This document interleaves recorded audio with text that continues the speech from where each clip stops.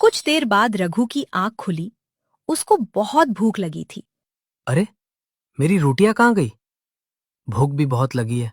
अब मैं क्या खाऊं? फिर उसकी नजर कटोरी पर पड़ी। ये क्या? ये खाली कटोरी यहाँ कैसे आई? उसने गुस्से में कटोरी नीचे रख दी।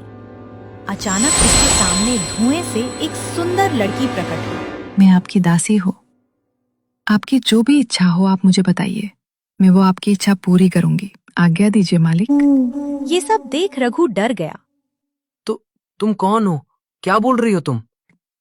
मैं इस जादुई कटोरी की दासी हूँ और अब आप मेरे मालिक हो। आप जो चाहेंगे मैं आपके लिए लेकर आऊंगी।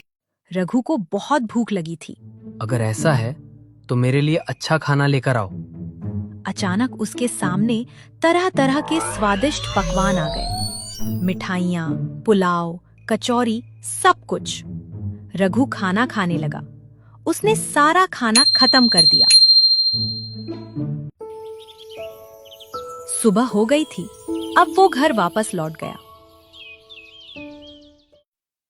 लता, मैं आ गया हूँ और देखो देखो मैं क्या लाया हूँ। आ गए वापस। अब क्या नया बहाना लेकर आए हो? रघु लता को कटोरी दिखाकर बोलता है। ये कोई साधारण कटोरी नहीं है। मुझे ये जादुई कटोरी जंगल में मिली। उसने कटोरी जमीन पर रखी। मेरी पत्नी के लिए स्वादिष्ट खाना लाओ। तुरंत उनके सामने बहुत से पकवान हाजिर हो गए। लता की आंखें खुली की खुली रह गईं। ये कैसे संभव है? कहीं मैं कोई सपना तो नहीं देख रही हूँ? ये कोई सपना नहीं है लता, ये तो ऊपर वाले की कृपा है। अब हमारे पास खाने की बिल्कुल कमी नहीं होगी। अगर भगवान ने हमें इतना दिया है तो क्यों ना पूरे गांव को खाना खिलाएं? इससे गांव में हमारी थोड़ी इज्जत भी बढ़ जाएगी। रघु को भी उसकी बात अच्छी लगी। अगले दिन वह पूरे गांव में निमंत्रण देने निकल पड़ा। कल दोपहर मेरे घर भोजन के लिए जरूर आइएगा।